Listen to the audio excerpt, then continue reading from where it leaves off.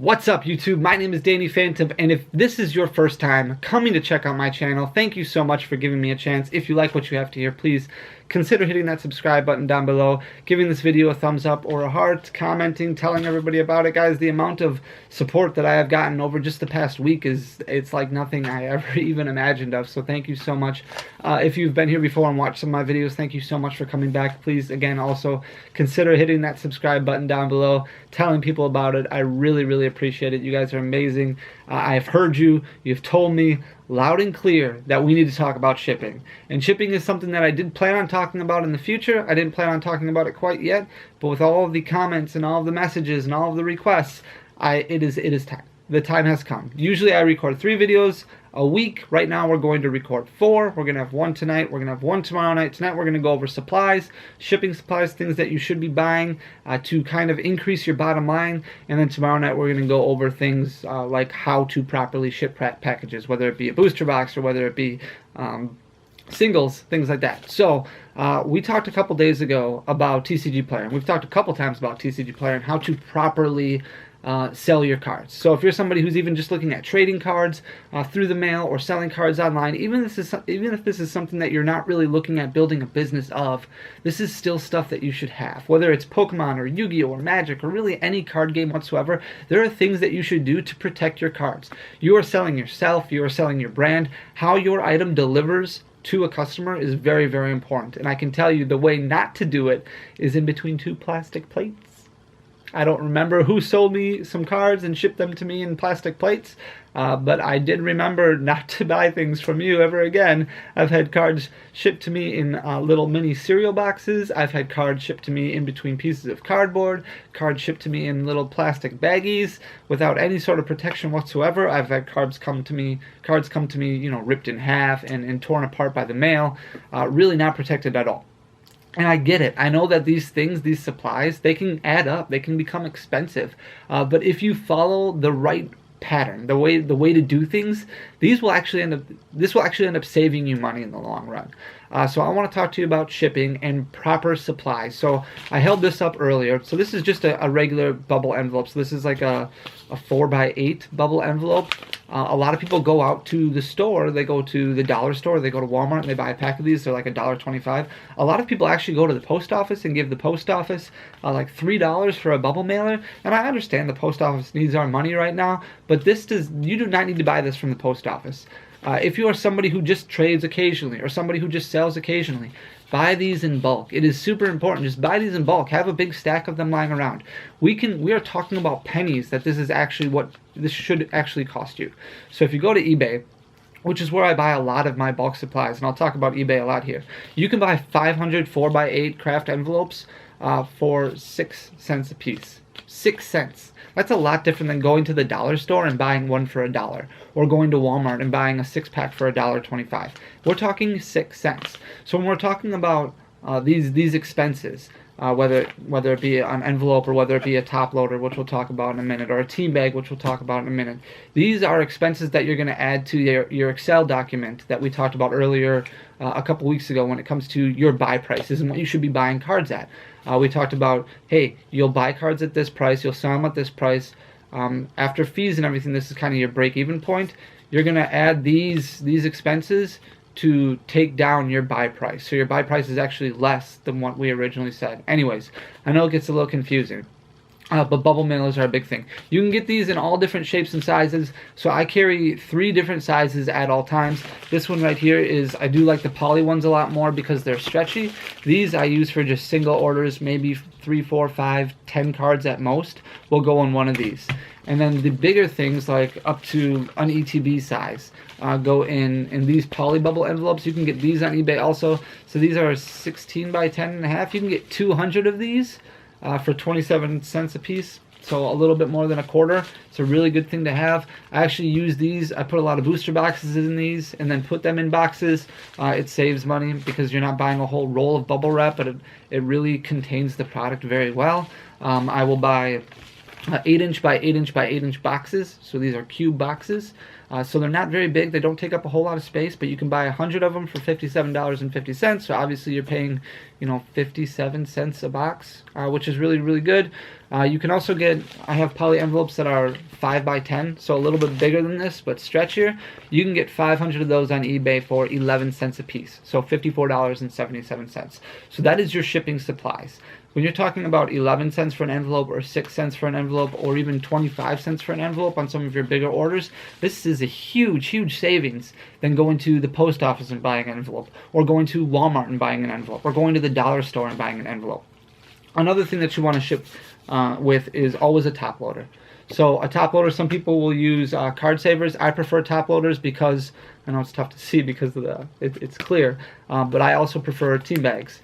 So what you're going to do is you take your cards, whatever they may be. In most cases they'll be sleeved, but for the sake of demonstration here, we're just going to use these three cards that we had in our last video. So Turbo Patch, Rare Candy, Pokemon Communication, and what we're going to do is we're just going to put them in front of the top loader like this, and then it just kind of slips in the team bag like this. So you can do this with 10, 15 cards at a time, but this is adhesive, so this just peels off here, and then this just folds over. And then you have a really nice, clean, professional looking product that you just slide into your bubble envelope. And that's how I ship a lot of just single orders, and that is the most cost-effective way that I have found out doing it. So whether it be, this is if we're using bubble mailers. I do the same thing when I'm using just plain white envelopes, but it looks very professional when people pull it out. I mean, it looks really good. You can get team bags. They're on Amazon. They're on eBay. You can get 1,000 of them. They're about 2 cents a piece. So very, very cheap. Top loaders are actually gone up in price a little bit because the demand has been so crazy for trading cards. But you can get 500 top loaders, 500 penny sleeves. They're about 16 cents a piece when you break down the costs of it. And this is all stuff, when I'm talking expenses, I put all of this into Excel documents. I take care of everything. I really want to know what my profit margin is because it is, like I said in the past, razor thin when it comes to this hobby. You want to make sure that you're putting as much money back into your pocket as you possibly can without impacting your bottom line. So that is envelopes. When it comes to stamps, a lot of times you will go to TCG Player or you will sell a single. We've talked in the past about it. It is perfectly okay to sell a $15 card and mail it in a white envelope.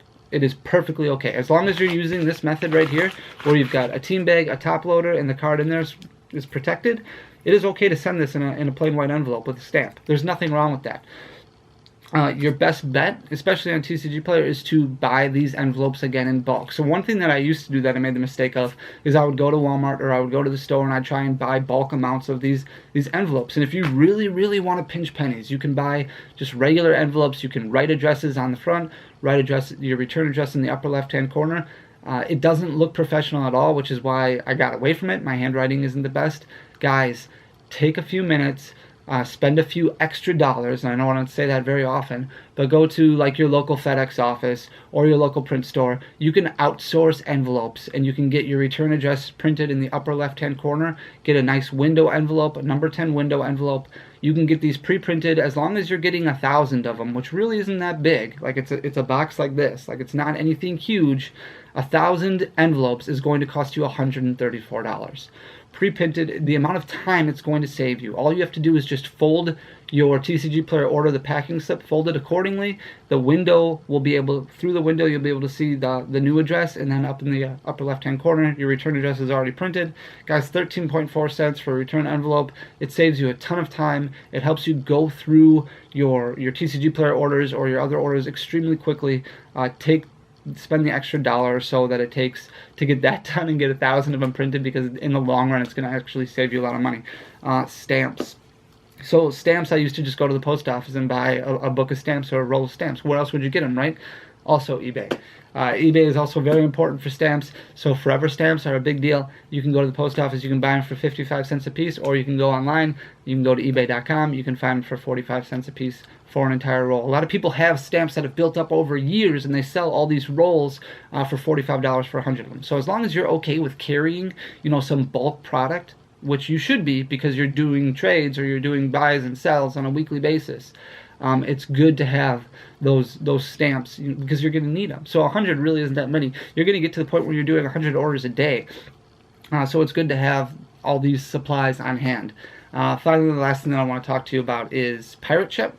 Pirate Chip is a third-party shipping website. So there's other ones out there. Pirate Ship is free. I use our own e-commerce platform, so I ship through my own website. But a lot of people who just have a TCG Player account, or they don't have an actual website to ship through, they're taking their product, they're going to the post office, they're standing in line, they're wasting time, and they're paying $4 to ship a bubble envelope. Don't do that.